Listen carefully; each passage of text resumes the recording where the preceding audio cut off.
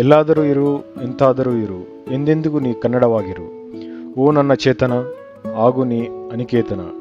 These are not just words, they are living philosophies. They belong to a poet, a thinker, a visionary who transformed the literature into a movement. Kuppalli Venkatappa Puttappa, lovingly known as Kuvempu. Welcome to the mystical land of Malnad, a place where clouds kiss the forest, where rivers sing ancient songs. This is Shivamogga, the gateway of Malnad, and nestled deep within the green paradise lies a humble village called Kuppalli, a village that gave birth to one of the India's greatest literary minds, Kuppalli Venkatappa Puttappa. He was born on December 29, 1904 in Kuppalli. Kuvempu grew up surrounded by nature, forest, rivers and silence. This silence became poetry. He pursued his education in Mysuru, where his literature in Kannada journey truly began. From a young boy in Malnad, he rose to become a poet, a novelist, a philosopher, and later the vice chancellor of the University of Mysore. So today we are going to visit his place where he stayed in Kuppalli. So they have renovated the old house and made it as a museum, so people can witness his way of lifestyle, his achievements. They all showcased in a very clean format there. So whenever you visit there, you can witness all those things at his home. So there's an entry charge of 20 rupees. You can take it up there, and no cameras allowed inside, so I couldn't capture the things inside the home. They are like what are the tools they have used, his goals, his achievements, all they have photo framed it and kept it. And moreover, this is of Malnad home style, where you have the openings at the center of the home, and it's very beautiful place and beautiful home as well, guys. You can get the calm nature and get to experience where the great poet Kuvempu lived. They also have the library and bookshop inside the house if you want to buy any of his novels. Kuvempu's writings weren't just stories, they were revolutions in thought. His greatest writings are, one was Sri Ramayana Darshanam, which was reimagined the Ramayana through the universal human perspective.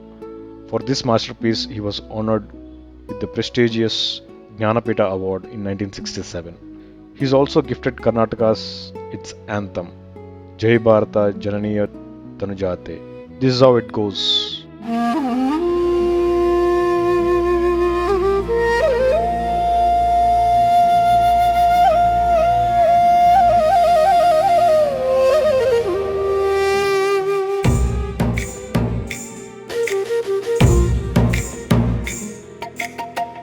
जय भारत जननीय तनुजाते, जय हे कर्नाटक माते.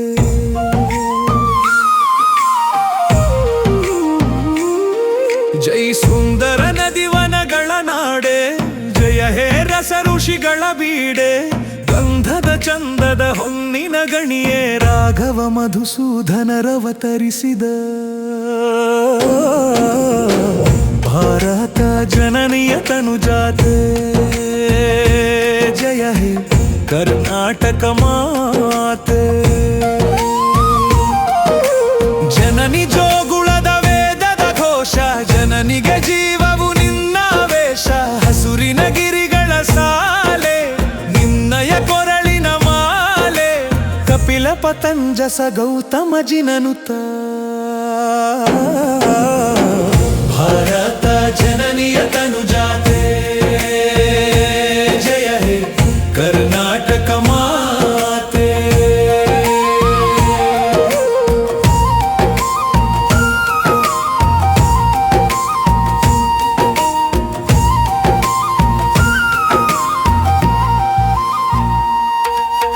ಶಂಕರ ರಾಮಾನುಜ ವಿದ್ಯಾರಣ್ಯ ಬಸವೇಶ್ವರ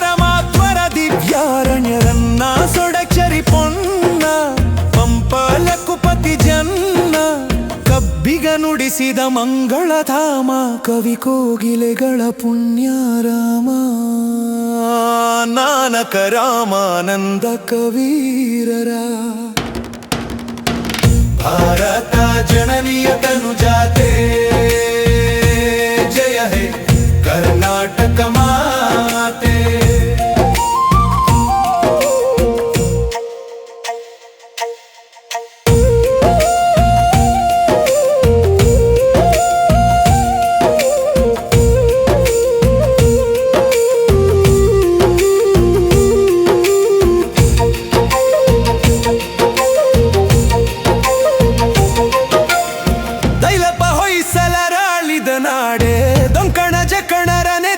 ಬೀಡೆ ಕೃಷ್ಣ ಶರಾವತಿ ತುಂಗ ಕಾವೇರಿಯ ವರರಂಗ ಚೈತನ್ಯ ಪರಮಹಂಸ ವಿವೇಕರ ಭಾರತ ಜನನಿಯ ತನು ಜಾತೆ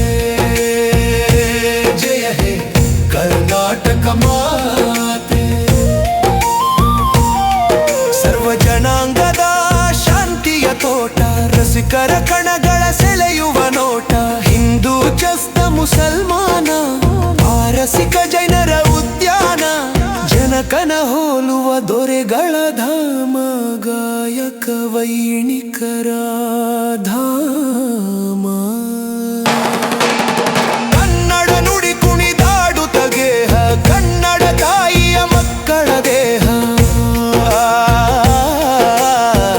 ಭಾರತ ಜನನಿಯ ತನು ಜಾತೆ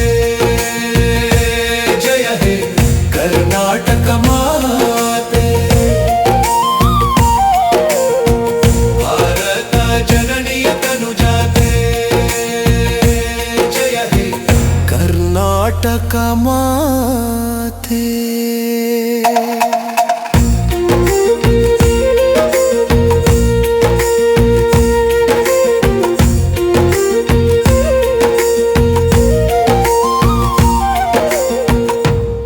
Moving on, we have the Kuvempu Memorial Hall, which stands as a profound tribute to the life, vision, and timeless legacy of Kuppalli Venkatappa Puttappa. More than just a structure, this hall is a living archive of Kannada literary history, carefully designed to immerse visitors in the intellectual and emotional world of the great poet. Inside the hall houses an extensive collection of rare photographs, handwritten manuscripts, first edition books, awards, and personal correspondence, each narrating a different chapter of Kuvempu's journey, from a young boy in Malnad to becoming a Jnanpith Award winning literary icon. The exhibits are thoughtfully arranged to reflect not only his literary achievements but also his evolution as a philosopher and a social reformer. One of the most striking aspects of the Memorial Hall is how it captures the Kuvempu's Vishwa Manava, universal humanism ideology. Through curated displays, quotes engraved on walls, and visitors are invited to understand his belief in a world beyond caste, religion, and boundaries. As you walk through the halls, you will feel like observing history and more like walking alongside Kuvempu himself, witnessing his thoughts, his struggles, and his unwavering vision for more human society. This all doesn't just preserve memories, it keeps his consciousness alive for generations to come. And Kuvempu's great contributions wasn't just literature, it was an idea, Vishwa Manava Darshana, universal humanism, a belief that humanity is above caste, love is above religion, unity is above division. He dreamed of the world where man is not defined by identity but by humanity.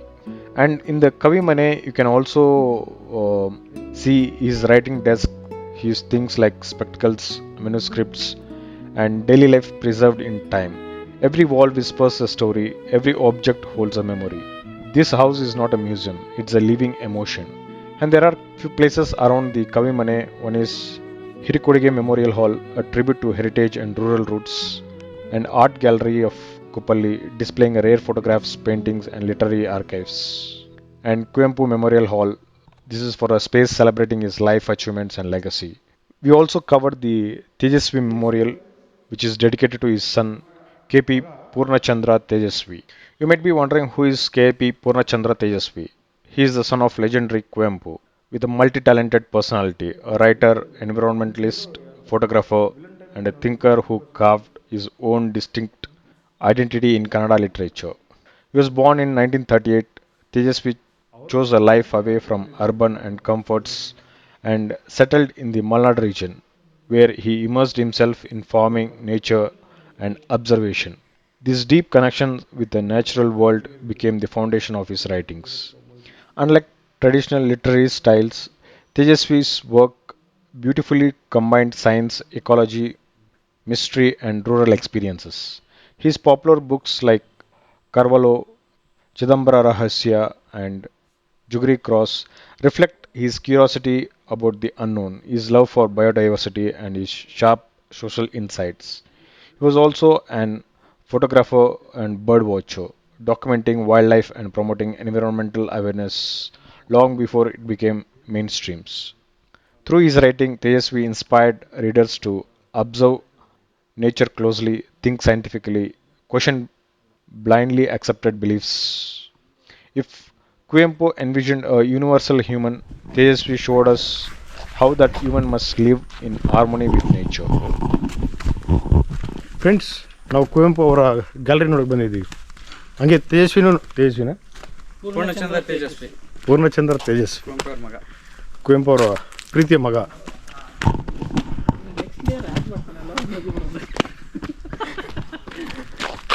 ಪ್ರೀತಿ ಇಲ್ಲ.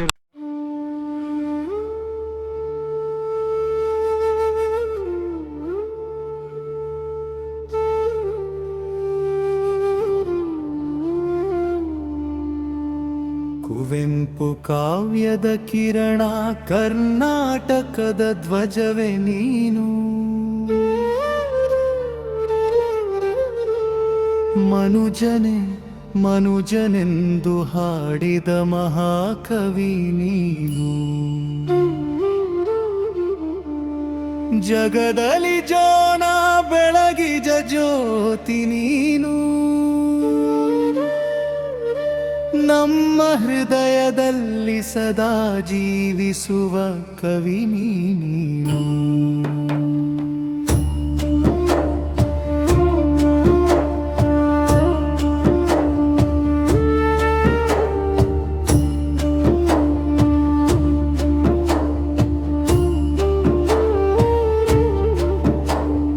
ಕುಪ್ಪಳಿಯ ಮಣ್ಣಲ್ಲಿ ಹುಟ್ಟಿದ ಕನಸಿನ ಬೆಳಕು, ಕಾವ್ಯವಾಯಿತು ಜೀವನ, ಹಾದಿಯಾಯಿತು ತಪಸ್ಸು.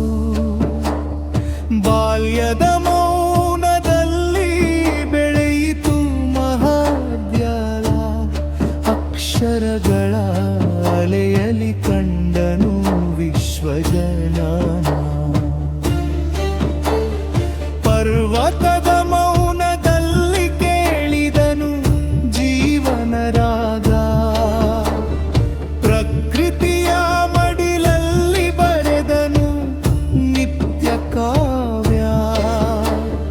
ನಿಶ್ಚಲ ಹೃದಯದಲ್ಲಿ ಉರಿದ ಬೆಳಕು ಒಂದೇ, ಅದು ಮನುಜತ್ವದ ಮಾರ್ಗದ ದೀಪವೇ. ಕುವೆಂಪು ಕಾವ್ಯದ ಕಿರಣ, ಕರ್ನಾಟಕದ ಧ್ವಜವೇ ನೀನು. ಮನುಜನೆ ಮನುಜನೆಂದು ಹಾಡಿದ ಮಹಾಕವಿ ನೀನು.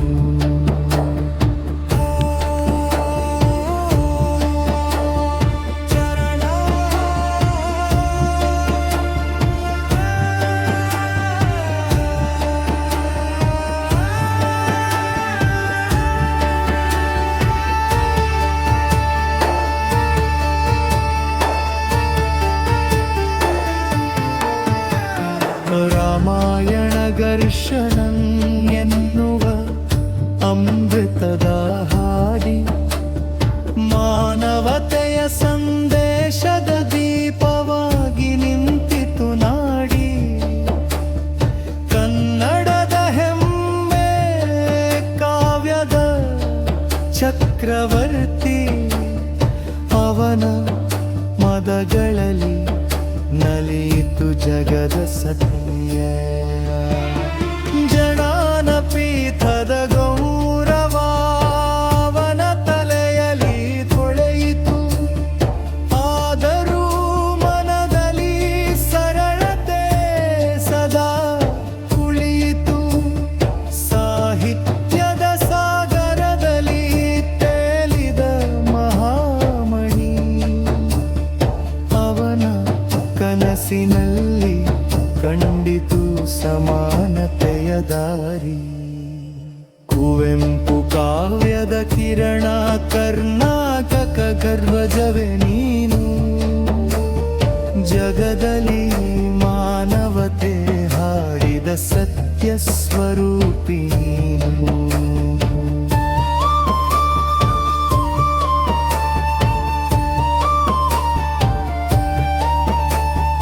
ವಿಶ್ವ ಮಾನವ ಎಂದನು ಭೇದಗಳೆಲ್ಲ ಮರೆತು. ಮಾನವನಲ್ಲೇ ಕೇವಲೇಲು ಲೋಕವಲ್ಲೇ ಒಲಿತು. ಧರ್ಮದ ಗೋಡೆಗಳನ್ನು ಮುರಿದ ಮಹಾಚಿಂತನೆ. ಒಗ್ಗಟ್ಟಿನ ದಾರಿಯಲ್ಲಿ ನಡೆದು ತೋರಿದ ಜೀವನವೇ. ಅವನ ಕನಸುಗಳಲ್ಲಿ ಕಂಡು ಬಂದ ಹೊಸ ಬೆಳಕು. ಮಾನವತೆಯ ಹಾದಿಯಲ್ಲಿ ಸಾಗುವ ನವಲೋಕ. ಕನ್ನಡದ ನಾಡಿಗೆ ನೀಡಿದ ಅಮೂಲ್ಯ ಖನ.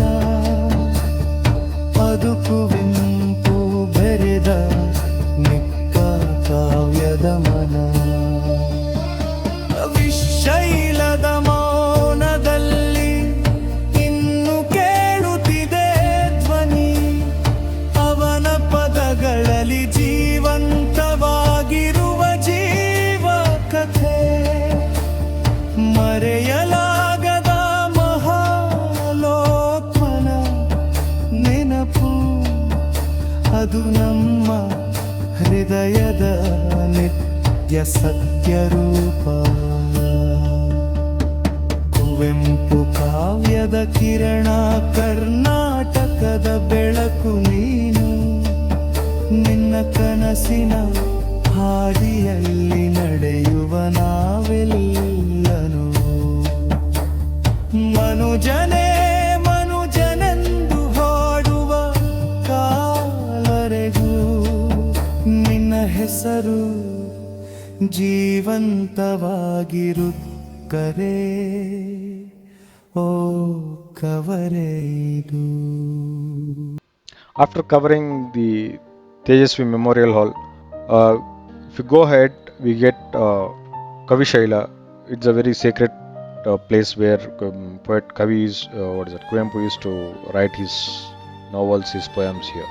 And it's a short climb from Kavi Mane, or else you can directly go on your vehicles as well. This leads to something magical called Kavishaila, a stone monument, a meditation and space, a resting place of a legend. Massive granite rocks arranged in a circle, symbolizing of ancient civilizations. At the center lies the Samadhi of Kuvempu. This was the Jnanpith, where we sit in silence and listen to the universe. Here world dissolves and only meaning remains. Kuppalli is not just a place, it's a feeling, a journey into literature, nature, philosophy and identity. Kuvempu lives on in every Kannada word, in every human heart that believes in unity. O nanna chetana, aguni aniketana, become limitless, become universal. That's the meaning of that quote.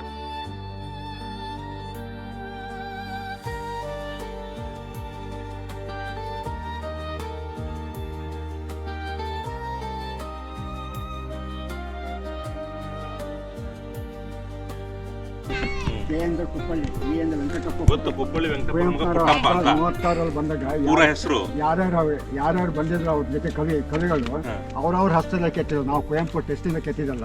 ನಾವು ಪ್ರತಿ ವರ್ಷನೂ December 29ಕ್ಕೆ ಕುವೆಂಪುನವ್ರ ಹುಟ್ಟಿದ ಹಬ್ಬಕ್ಕೆ ಒಂದು ತಿಂಗಳಿದ್ದಾಗ ಎಲ್ಲ ಬೋರ್ಡಿಗೂ paint ಮಾಡಿಸ್ತೀವಿ. ಕುವೆಂಪುನವರು ರಾಮಾಯಣ ದರ್ಶನ ಬರೆಯೋಕ್ಕೆ start ಮಾಡಿದ್ದು ಮೈಸೂರು ಉದಯರವಿ ಮಾಡೋದು ಫಸ್ಟ್.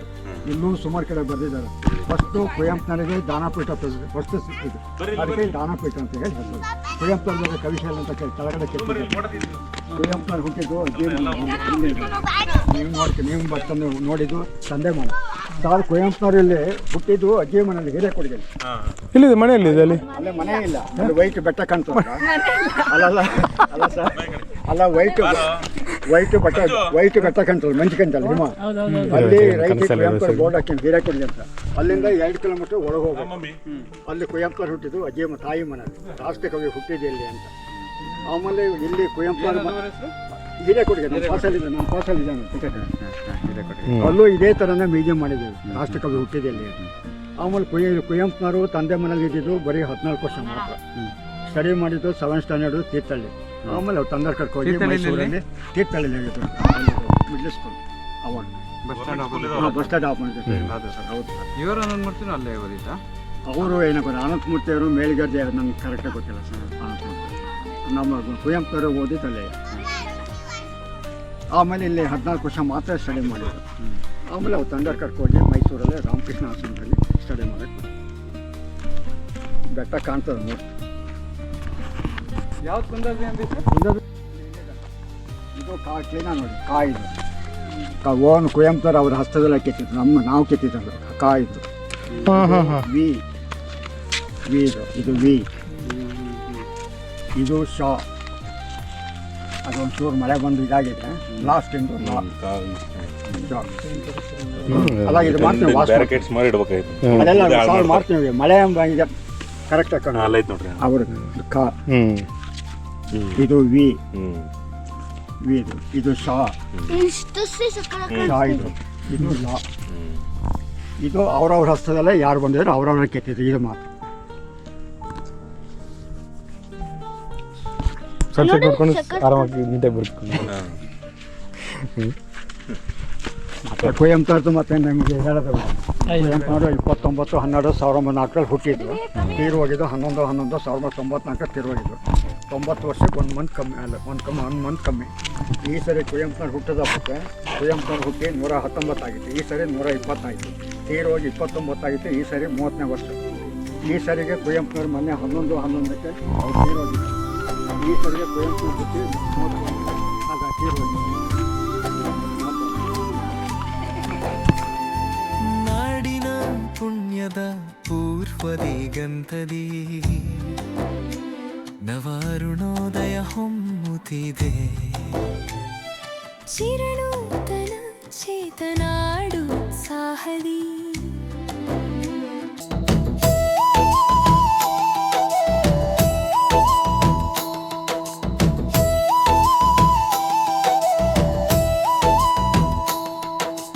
ನೀ ಮೆಟ್ಟುವ ನೆಲದೆ ಕರ್ನಾಟಕ. ಎಲ್ಲಾದರೂ ಇರು, ಎಂತಾದರೂ ಇರು, ಎಂದೆಂದಿಗೂ ನೀ ಕನ್ನಡವಾಗಿರು. ಕನ್ನಡ ಗೋವಿನ ಓ ಮುದ್ದಿನ ಕರು. ಕನ್ನಡತನ ಒಂದಿದ್ದರೆ ನೀ ನಮಗೆ ಕಲ್ಪತರು. ನೀ ಮೆಟ್ಟುವ ನೆಲದೆ ಕರ್ನಾಟಕ, ನೀನೇರುವ ಮಾಲೆ ಸಹ್ಯಾದ್ರಿ. ಹನಿ ಮುಟ್ಟುವ ಮರ ಶ್ರೀಗಂಧದ ಮರ, ನೀ ಕುಡಿಯುವ ನೀರಿ ಕಾವೇರಿ. ಪಂಪನ ನೋಡುವ ನಿನ್ನ ನಾಲಿಗೆ, ಕನ್ನಡವೇ ಸತ್ಯ. ಕುಮಾರವ್ಯಾಸನ ನಾಲಿಪ ಕಿವಿಯದು, ಕನ್ನಡವೇ ನಿತ್ಯ. ಹರಿಹರ ರಾಘವರಿಗೆ ಎರಗುವ ಮನ, ಹಾಳಾಗಿ ಹಂಪೆಗೆ ಕೊರಗುವ ಮನ. ಪೆಂಪಿನ ಬನವಾಸಿಗೆ ಕೊರಗುವ ಮನ. ಕಾಜಾಣಕ್ಕೆ ಗಿಣಿ ಕೋಗಿಲೆ ಇಂಪಿಗೆ, ಮಲ್ಲಿಗೆ ಸಂಪಗೆ ಕೇದಗೆ ಸೊಂಪಿಗೆ.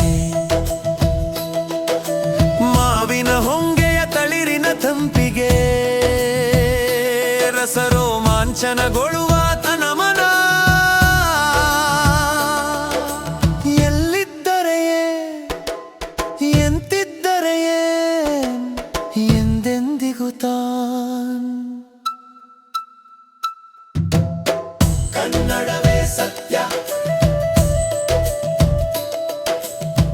ಕನ್ನಡವೇ ನಿತ್ಯ ಅಂದೇವಿ ಬ್ಯಾ. If this journey has touched your heart, like, share, and subscribe for more stories from the soul of India.